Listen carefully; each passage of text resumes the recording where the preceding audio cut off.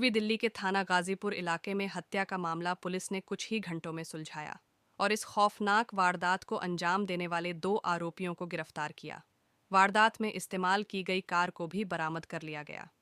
जिला पूर्वी दिल्ली के डीसीपी अभिषेक धानिया ने मीडिया को बताया कि दिनांक 25 और 26 जनवरी 2025 की मध्य रात्रि पुलिस को एक पीसीआर कॉल प्राप्त हुई। कॉलर ने थाना गाजीपुर इलाके में पड़े हुए एक अधजले शव के बारे में पुलिस को जानकारी दी थी। सूचना मिलते ही थाना गाजीपुर पुलिस घटनास्थल पर पहुंची, जहां पुलिस ने देखा कि सड़क के किनारे शिवाजी रोड, अंबेडकर चौक से Kerala public school, Ghazipur paper market के बीच में लगभग 20 से 35 साल उम्र की एक महिला को जलाकर मार दिया गया है।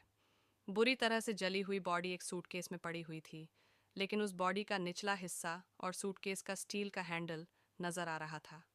पुलिस द्वारा क्राइम और एफएसएल टीम को मौके पर बुलाकर निरीक्षण कराया गया। थाना गाजीपुर पुलिस के द्वारा स्थानीय स्तर पर पूछताछ की गई और शव को लाल बहादुर शास्त्री अस्पताल की मोर्चरी में रखवा दिया गया। घटनास्थल के आसपास लगे सभी सीसीटीवी फुटेज की भी जांच की गई, जिसके बाद थाना गाजीपुर में 26 जनवरी 2025 को बीएनएस की संबंधित धाराओं के तहत एफआईआर संख्या 53/25 दर्ज कर जांच शुरू की गई। घटना की गंभीरता को ध्यान में रखते हुए डीसीपी अभिषेक धानिया के आदेशानुसार तथा एडिशनल डीसीपी विनीत कुमार की देखरेख में 4 अलग-अलग पुलिस टीमों का गठन किया गया, जिसमें एसीपी मधु विहार श्री तिलक चंद बिष्ट के नेतृत्व में थाना गाजीपुर के एसएचओ इंस्पेक्टर निर्मल कुमार झा, थाना गाजीपुर के इंस्पेक्टर ब्रह्मदत्त और एसीपी नित्या राधा कृष्ण के नेतृत्व में पूर्वी जिला एंटी नारकोटिक्स स्क्वाड के प्रभारी inspector Arun Kumar, special staff प्रभारी इंस्पेक्टर जितेंद्र मलिक, एटीएस के प्रभारी इंस्पेक्टर पवन यादव को शामिल किया गया। आरोपियों की पहचान करने के लिए घटनास्थल के आगे और पीछे के सीसीटीवी फुटेज को खंगाला गया। सीसीटीवी फुटेज के आधार पर एक टैक्सी कार को ट्रैक किया गया और आरोपियों की भी पहचान कर ली गई। इसके अलावा कार के मालिक के सभी विवरण प्राप्त किए गए। टीम के अथक प्रयासों और तकनीकी जानकारियों के सावधानीपूर्वक विश्लेषण के माध्यम से उपरोक्त पुलिस टीमों ने मिलकर 2 आरोपियों को सफलतापूर्वक पकड़ लिया और अपराध में इस्तेमाल की गई कार को भी बरामद कर लिया। पहले आरोपी की पहचान 22 वर्षीय अमित तिवारी के रूप में हुई, जो कि जिला गाजियाबाद के खोड़ा कॉलोनी का निवासी है, जबकि दूसरा आरोपी अनुज कुमार उर्फ भोला, उम्र 20 वर्ष, वह भी करण विहार खोड़ा कॉलोनी का ही निवासी है। इसके अलावा मृतका की पहचान आरोपी की चचेरी बहन शिल्पा पांडे उर्फ रानी के रूप में हुई। आरोपी अमित तिवारी पीड़िता का रिश्तेदार था और नवंबर 2024 से खोड़ा कॉलोनी में उसके साथ रह रहा था। मृतका शिल्पा पांडे आरोपी की रिश्ते में चचेरी बहन थी और आरोपी अमित तिवारी पर स्थायी रूप से साथ रहने के लिए अपने परिवार को छोड़ने का दबाव बना रही थी। आरोपी ने पुलिस को बताया कि शिल्पा पांडे ने उसे धमकी दी थी कि वह उसको व उसके परिवार को किसी झूठे मुकदमे में फंसा देगी, इसलिए उसने उसकी हत्या कर दी। और दूसरे आरोपी अनुज शर्मा उर्फ भोला उर्फ पौवा ने साजिश के तहत शिल्पा पांडे उर्फ रानी के शव को जलाकर नष्ट करने में अमित तिवारी की मदद की थी। फिलहाल पुलिस ने दोनों आरोपियों को गिरफ्तार कर सलाखों के पीछे भेज दिया है। कल तकरीबन 4:10 पे थाना गाजीपुर पुलिस स्टेशन की जुरिस्डिक्शन में एक पीसीआर कॉल हमें रिसीव होती है, जिसमें ये बताया जाता है कि एक व्यक्ति को जलाकर उसको डंप कर दिया गया है। इस कॉल के बाद तुरंत मौके पे हमारी पीसीआर टीम और लोकल थाने की टीम पहुंचती है और वहाँ पर ये पता लगता है कि एक बॉडी है जो कम्प्लीटली जल चुकी है। उसकी शिनाख्त करना बहुत मुश्किल है और उस बॉडी में कुछ भी नहीं बचा था एक्सेप्ट उसकी जो बेसिक चार्ट बॉडी थी। इमीडिएटली इसके बाद मौके पे बाकी हमारी टीम पहुंचती है। शिनाख्त करने के लिए हम क्राइम टीम और एफएसएल की टीम मौके पे भेजते हैं। वहाँ से हम वाइटल एविडेंसेस और क्लूज जो हैं उसको कलेक्ट करते हैं। तुरंत इसके बाद थाना गाजीपुर में एक FIR under section 1031 238 D/5 BNS यानी कि मर्डर डिसअपियरेंस ऑफ एविडेंस के तहत हम एफआईआर दर्ज करते हैं। मौके की गंभीरता को देखते हुए जिले की मल्टीपल टीम्स को इमीडिएटली गठित किया जाता है, जिसमें 4 टीमें होती हैं, 3 ऑपरेशनल्स की, इंस्पेक्टर जितेंद्र, इंस्पेक्टर साहब, उनके साथ एक टीम है, इंस्पेक्टर एडीएस पवन यादव, उनके साथ एक टीम आती है, और इंस्पेक्टर एएनसी वरुण, उनके साथ एक टीम हम गठित करते हैं। साथ ही साथ लोकल पुलिस स्टेशन गाजीपुर की इंस्पेक्टर निर्मल, उनके तहत एक टीम गठित करते हैं। इन दोनों ही टीमों को एसीपी ऑप्स विद्या और एसीपी मधुबिया तिलक साहब लीड करते हैं। इनिशियली हमारे पास किसी भी तरह के कोई क्लूज नहीं होते हैं, क्योंकि बॉडी पूरी तरह से जल जाती है, उसमें किसी भी तरह की कोई भी आइडेंटिफिकेशन मार्क्स नहीं होते हैं, ना कोई मोबाइल, ना कोई पर्सनल डॉक्यूमेंट्स, कुछ भी नहीं मिलता है। बस एक जला हुआ सूटकेस और 4 बॉडी हमारे पास मौके पे मिलती है। इसके बाद हम मल्टीपल टीम्स जो हमारी गठित करते हैं वो ह्यूमन इंटेलिजेंस और टेक्निकल इंटेलिजेंस पे काम करना शुरू करती हैं।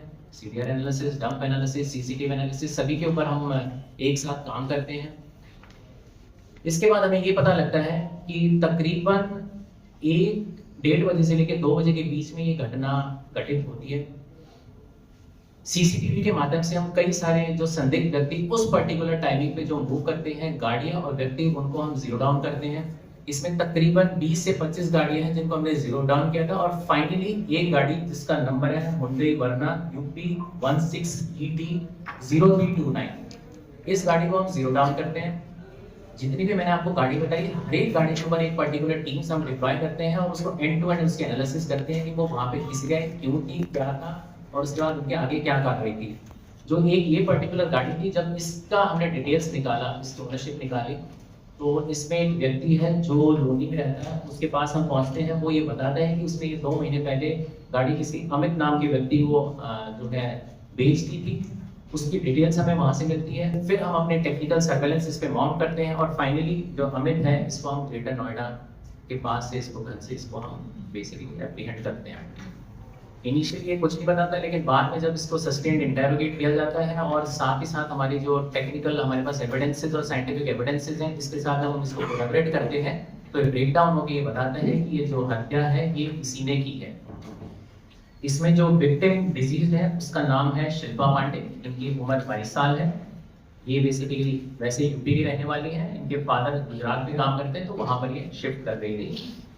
जो अक्यूज है, ये इसका नाम है अमित तिवारी, ये 22 साल का है। ये बेसिकली यहीं कोटा में ही गाजियाबाद में किराए के घर में रहता है, और इसका एक और साथी है जिसने हत्या में इसकी जो एविडेंसेस हैं उनको डिस्ट्रॉय करने और उसको मैनिपुलेट करने में हेल्प की, जिसका नाम है अनुज कुमार, ये भी 22 साल का है, यहीं कोटा में रहता है। अमित बेसिकली एक कैब ड्राइवर है, इसने यहाँ पे किराए का मकान ले रखा था, और इसका जो साथी है अनुज, ये बेसिकली वेल्डिंग का काम करता है, ये भी इसके साथ 4-5 साल से टच में था। जो घटना इस प्रकार से है, इसके सीक्वेंस ऑफ इवेंट्स मैं आपको पहले बता रहा हूँ। अमित और जो डिसीज्ड है शिल्पा, ये बेसिकली कजन है। जो ये शिल्पा है, ये इससे तकरीबन 1 साल से इसके टच में थी, और अक्टूबर-नवंबर के महीने में ये इसके पास आ गई थी, इसके साथ बेसिकली रह रही थी kind of live in relationship में।